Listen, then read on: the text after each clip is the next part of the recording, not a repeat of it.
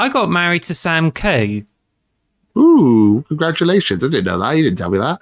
Well, I thought I would keep it a surprise because you said like how much of Sam Coe got banged on about his family. Well, apparently the family stuff is so good that I just followed through, and eventually it just leads to some interesting things to do there. So I just thought it's like going to be really difficult. It took a long time because I had to get through a bunch of things. I was going to do like destroy ships in space, but as I went through the 3-star Rangers quest line, and once I got to the final mission, it's just like, oh yeah. And then when I did the right choice and not made some good decisions that some code liked, but I did the one that he loved it. And when I completed the mission, he said like, "Oh, I just love you so much," and I decided to say, "Yeah, I love you too." So then we just went into a bunch of like quests here, and I don't want to go into much details, but this involves in like heavy shooting and involves killing lots of people. How romantic! And then you just got into Akita City where I had a ceremony, and it's just quite nice. Although it would have been nice if my parents came over too. But as you see in the photos, just like, yeah, it's cool. It's a shame though because of the chameleon armor bug, it causes my character model to be invisible, which means I just couldn't see myself in the photo. You're not in your wedding photos. Well, actually, I got the photo of it where, like, that's hilarious. It's just me in my clothes, and I'm like invisible girl. But yeah, that's about it. So it's that's hilarious. That sucks, really. That's another bug, and it's just bad. And also, even worse, that he doesn't even appear all the time. Because if I made him in my active companion and slept in the bed, I would get 15%.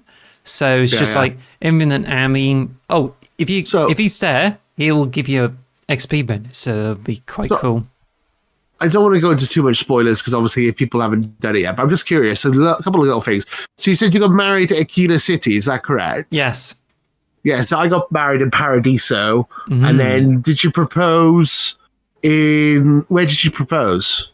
I think it's in Akita City too, so... Okay, because mine was in the main, what's it called, New Atlantis. So how'd you revive affinity of her? I just had her with me the whole time, basically. I just did a side quest. So the side quest, you have to go... I don't want to spoil it for people who haven't played it, but obviously there's a side quest where you have to do something that, like, to do with her past, and you do that, and then she, like, you have to meet up with her and, like, you ask her to marry you, and then she says yes. And then you go to the planet of Europa, which is like a luxury pleasure planet. I was about to get married, and I got distracted by a side quest, which I was going to talk about a little bit. So, I mean, this is a minor spoiler, and it's a quest you should do because it's a lot of fun. And it's in the Starfield Direct, so it's not too much of a spoiler, but basically there's a colony ship floating above Europa.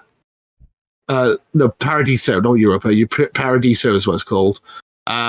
So basically there's a colony ship floating above Paradiso, which has had people who've lived on this ship for 200 years. I talked about it in the last episode and talked about it. It's very good. Yes. It's a very good mission. It reminds me a lot of like a Fallout shelter in Fallout. Like if you go into a Fallout shelter where people have been living their whole lives, it's like, it reminds me a lot of that.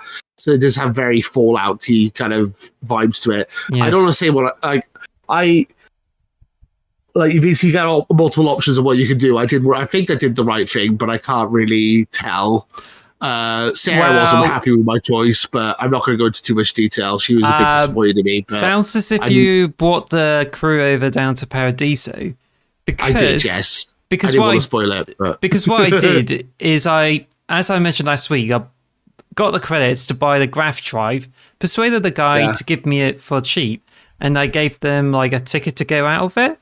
And Sam liked the decision because he was with me. All right. Yeah, Sarah didn't like the idea of me putting him down on the planet, but I spoke to the guy and he said they can live on the planet for free, but they have to work for a living or whatever. was like, well, that sounds horrible. And Sarah was like, oh, I don't like that. But then when I spoke to the captain, she's like, oh, yeah, that sounds fine. It's like, oh, all right then, cool. So I was like, so I thought I did the right thing, but then like Sarah wasn't happy. That's another thing. So basically, I mentioned earlier that I beat the Crimson Fleet mission. Can we just get that through the story? Sorry, I'm explaining. I mean, it's important. I was like explaining. I was trying to explain something. So I was saying that when I beat the Crimson Fleet storyline, Sarah was super pissed at me. Like really, really mad at me and wasn't talking to me. And I thought, well, I've messed this up somehow. And then suddenly, like a couple of missions later, she wants to marry me. So I'm like, so if you end up getting one of your sidekicks or one of your companions mad at you, you can bring it back. Is what I was trying to say. I didn't want to go into too much spoilers, but yeah, basically, she hated my guts really badly, and then about 2 or 3 missions later, I've got her to marry me. So there is a way of bringing it back. It's interesting you said this because Fallout 4 has a similar system where you get likes and dislikes, but in Starfield, it's less punishing because the companion that likes you is has a much greater weight compared to how much they dislike you. Whereas in Fallout 4, dislikes are dislikes and likes are likes. So it seems as if it makes it easier for you to raise affinity with your companion.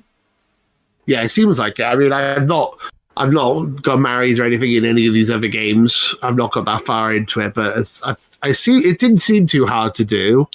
But yeah, I ended up marrying Sarah, even though I should have probably married the Barrett or whatever her name is. I can't remember her name now.